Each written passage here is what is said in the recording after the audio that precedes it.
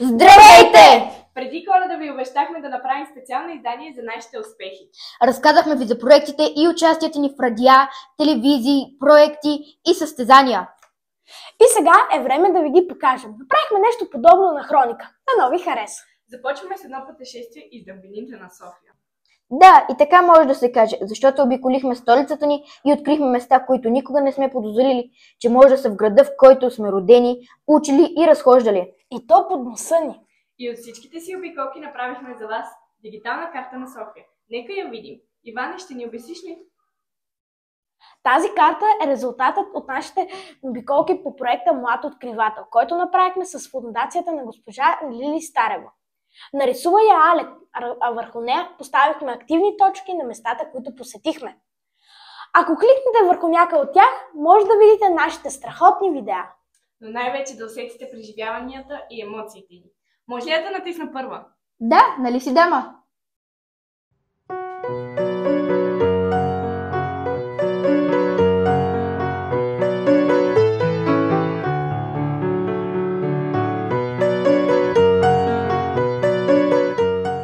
Една от най-красивите сгради в София е църквата Света София.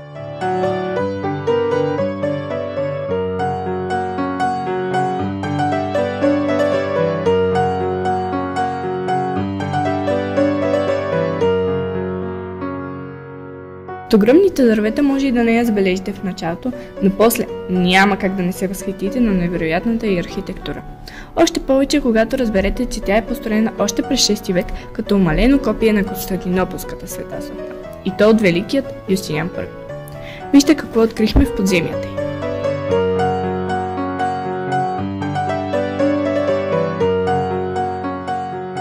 Здравейте! Сега се намираме в едно от най-скришните места в цяла София. Това са катакомбите под Света София, под църквата Света София.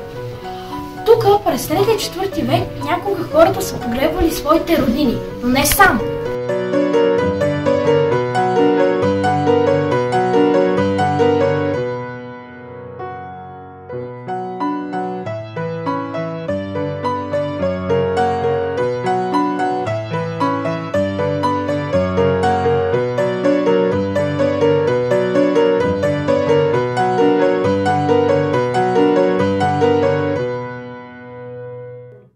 Дори не съм подозирала, че и в София има катакомби. Мислих си, че са само в Рим. Има да учиш. Аз пък ще си избера. Иване, къде се намираме сега? Не знам за теб, не знам за мен. Аз се намирам върху една каменна камила, но тук преди е имал истински камили. И по-точно стария зоопарк на София, който е основан през 1935 година. Сега тук е хубава градинка пред Софийския университет.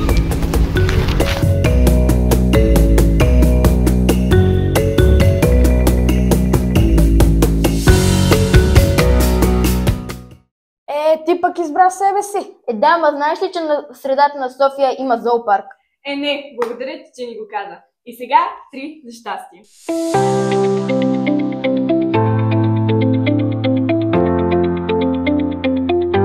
За църквата Света София се намира гробът на един от най-великите ни поети. Сетихте ли се?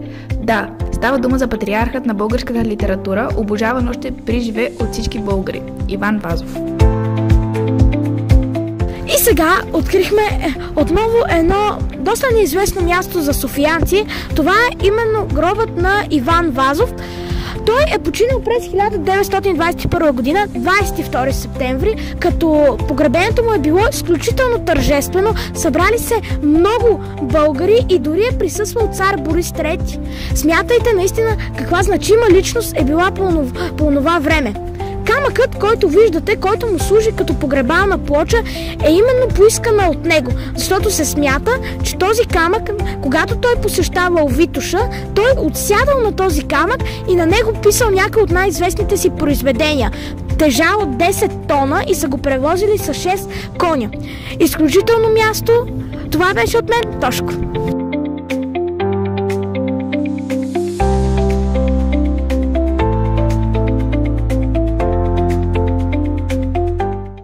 И това не знаех. А когато не бяхме навън, се срещахме с много интересни хора. Журналисти, режисьори и пътешественици. които ни разказаха за своите невероятни случки в най-далечните части на света. Но и у нас Георги Милков ни разказа за неговото нещо търсачество, когато е бил дете. Аз не бях сигурен и още не съм дали ни омайваше или това беше истината. А пък журналистката от Българската национална телевизия, която води предаването Без багаж, именно Биляна Траянова, ни разказваше за племената и горилите в Южна Америка. А пък журналистката Магдалена Гигова ни разказва за преживяванията си в Тайланд сред слонове и добри хора. От режисьорката Биляна Топалова научихме как да обработваме видеята си, как да ги монтираме и да направим истински завладяващ филм. С много още интересни хора и личности се срещахме и разбрахме колко е важно общуването с хора като тях. Защото след това бяхме преизпълнени с впечатления, без никога да сме били по тези места. Това е само началото. Покрай всичките ни занимания видяхме и разбрахме колко интересни хора има, не само сред звездите, но и сред нас. Затова през октомври решихме да издирим всичките таланти на 19-то и организирахме седмица на талантите. Открихме и първата самостоятелна изложба на нашия съученик Алек. Професионална работа. Тошко пък официално представи пред публиката си първата, че и втората си книга, посветена на тайните на Вселената. Ето и една друга изложба на нашите съученици, които направиха рисунка и текст. На темата Моя герой. На тема Моя герой. Месихме хляб и в нашата работилница, но директорката ни засрами. Най-вкусното е накрая. Но най-якият купон беше в голямото. На малката ни сцена на аквариум на третия етаж се изявиха малки и големи и наши учители даже. Върхът беше тиктокърът и виж наш ученик Свет Захмет, който свири заедно с учителя си по философия Василенов.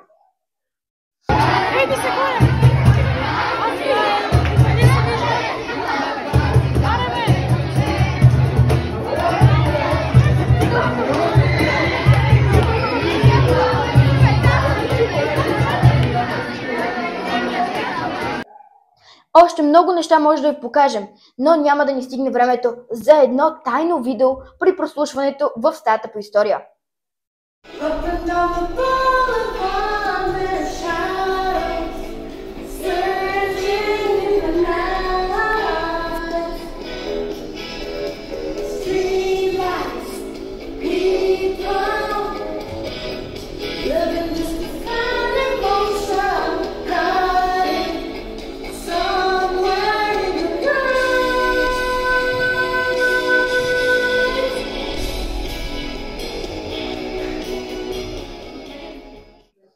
Успехите и победите обаче не са само наши. Искаме да ви представим спортистите и волейболистите ни. Вики и Иван направиха интервю с госпожа Снежана Тошева, главният виновник за тези успехи. Нека да го видим. Здравейте! Днес ще ви представим отбора по волейбол на 19-то училище, а освен това и неговия треньор. Здравейте! Здравейте! Да кажа, това са капитаните на отборите, не целият отбор е тук, нито един нито другия, но пък момчетата и момичетата, които участваха в състезанията по волейбол, в регионалното състезание, първенство, бяха наистина много мотивирани и с голям оспорвана борба. Те постигнаха момичетата първо място, момчетата второ място, за което благодаря за техния труд през годината и наистина момичетата продължават за областно състезание, а пък момчетата продължават мотивирани също много да играят за следващата година да станат първи. Така че наистина двата отбора заслужено може да ги похвалим всички. 19-то до сега не е имало така първенства в волейбола, както и миналата година, учебна година, бяха наистина много добри момичетата и станаха първи на областното, трети на градското, т.е. зоналния етап, което допринесе наистина голям успех за нашето училище. Благодарим ви. Какво ви запази мотивирани? Така, мотивирани благодарение на желанието, което имат момчетата и момичетата. Ние тренираме в часовете, опитваме се между часата да правим тренировки, за което много благодаря отново и на колегите, че съдействат салона да може да се използва. И въпреки, че нашия салон наистина е с нестандартни размери, ние пак успяваме да играем по правилата на играта и да побеждаваме. Благодарим много. А сега към капитаните. Какво беше за вас да участвате в надпреварата, да се борите за победата срещу толкова много и толкова добри училища? Като цяло беше много забавно и всички бяхме много мотивирани за победа, тъй като ние беше чисто на отбор и нямахме много време, в което да тренираме преди да започне състезанието. Затова всички си помагахме взаимно, за да може да постигнем победата. Ние мъжкият отбор се борехме да стигнем възможно най-напред. Стигнахме на второ място, като за първа година. Не продължихме нататък, но сме нахъсани и тренираме всяко междучастие всеки ден, да успеем до година да сме първи и да продължим нататък в състезанията. Благодарим ви много и на вас, и на треньора, и ви пожелаваме да успеете да стигнете много напред с тренировките. Това беше от нас. Да допълня малко само един момент, тъй като хандбала също момичета и момчета на регионалното нямаше отбори, които се явяват от други училища и нашето училище също на първо място се класираха хандбала след колежката Вили Николова и продължават също на областно първенство. Благодарим много, пожелаваме ви наистина много успехи. Това беше от нас, сега обратно към водещите.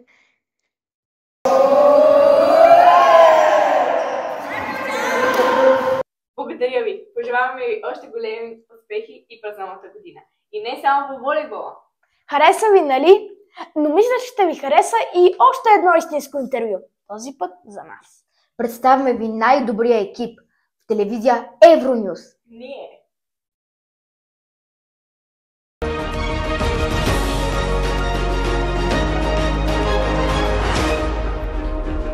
Здравейте отново, това е Доброто Европа по Евронюс България. В следващите минути ще си говорим за това как деца изготвиха дигитална карта на туристическите маршрути в София. Места, покрай които може би всеки ден минаваме, но някак си ги виждаме с различни очи, когато разбираме повече за тях.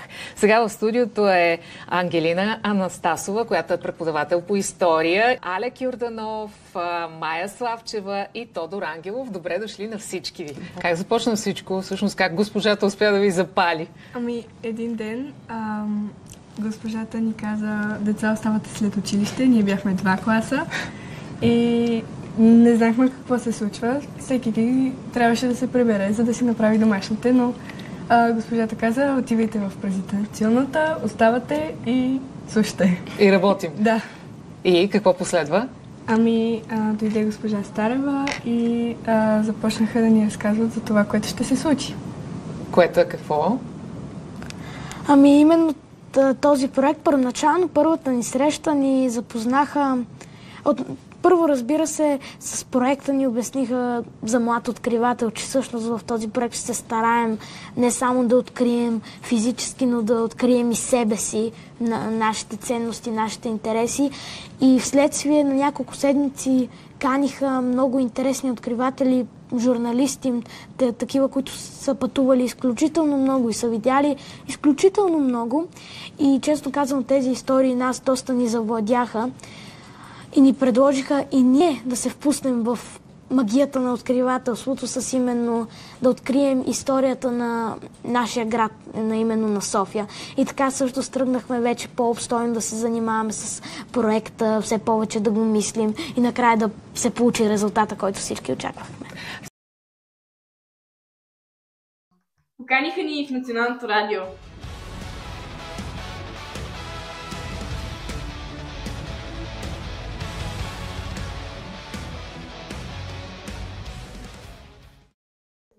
И така малко по малко ни завладя коледното настроение. Бяха славни дни, на украси, на подаръци, но и на благотворителност. Каузата на тази година беше да помогнем на нашия съученик Явор от 11 клас.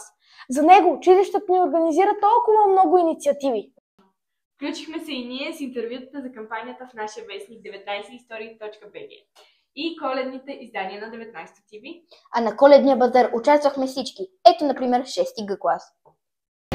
Здравейте, момичета! От кой клас сте вие? 6 Г. 6 клас, това да не е коледния базар? Да, това е. Има ли някаква кауза? Да, за благотворителност за Явор. За Явор събирате средства, това е много хубава кауза. А какво предлагате на своите клиенти? Ето тук имаме кексчета, тук имаме много хубави сладки и соленки. Ето тук имаме още соленки по 3,50. Имаме розичка по 2 лева. Също имаме гладенки, негоразделители, бици, фибички, бранчки за елха и картички. Сами ли сте ги изработвали, вие и вашите съученици? Да, много са красиви, благодаря ви. Пожелавам ви успех и дано наистина да съберете много средства за каузата. Чао! Така че мисията ни беше успешна. Но Коледата продължи и след Коледата. Един клас, който тази година ще изпратим за винаги от училище, направи невероятно тържество за своите учители и най-вече за своята клас. Госпожа Ангелина Секула. Беше просълзяващо.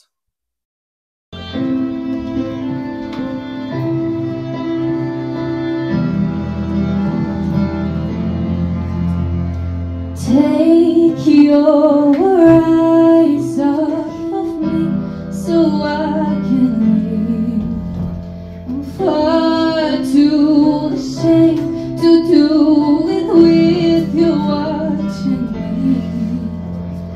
This is never ending. We have been here before, but I can't say the same. I don't love you anymore. Please don't fall apart. I can't face your breaking heart. Don't try to change my mind. I'll be cruel to be kind. I can love you in the dark.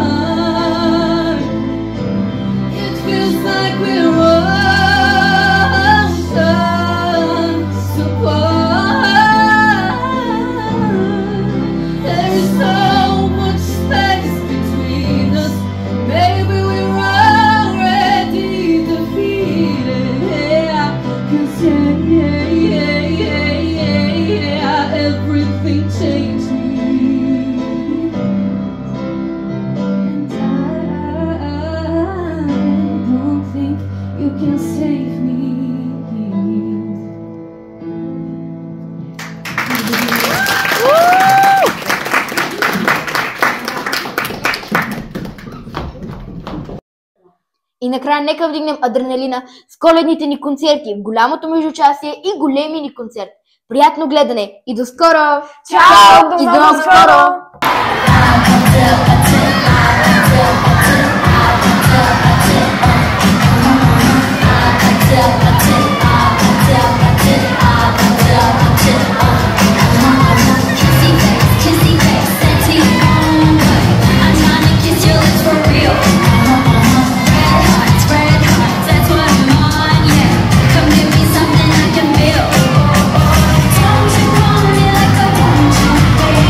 Don't you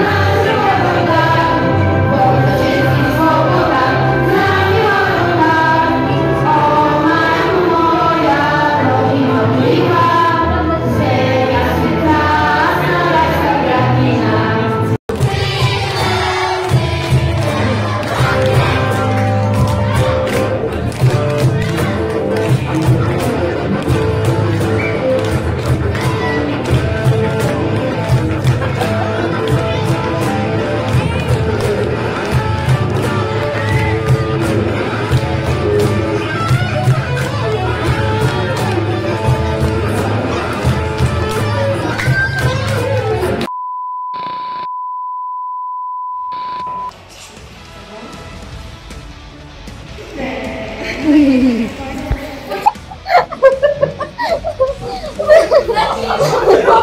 се не отправя да седиш с емоция. Защо бе, госпожо? Това трябва да е блупър. Чакай, Иване! Кажи ми, че го снима, кажи ми, че го снима. Снимаме И пак е рекламно. Маркетинг. Нарисува я Алек, върху нея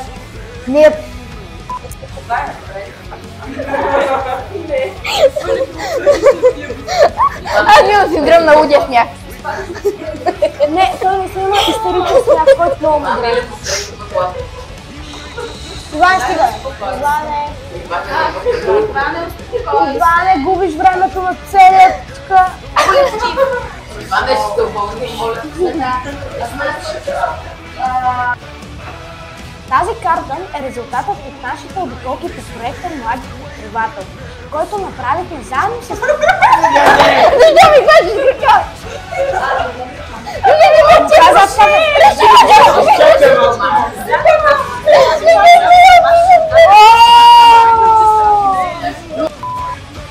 Тази карта е резултатът от нашите обиколки по проект Млад откривател, който направихме заедно с фондацията на госпожа Старева.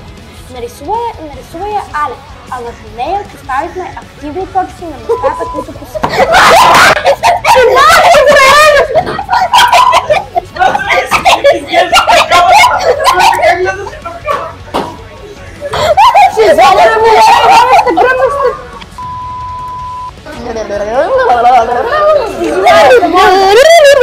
Георги Милков ни омайваше с неговото нещо търсачество като от дете. Аз не съм много сигурен и още не съм и го обърках. Приятно гледане и до скоро! Чао! И до много скоро! Чао!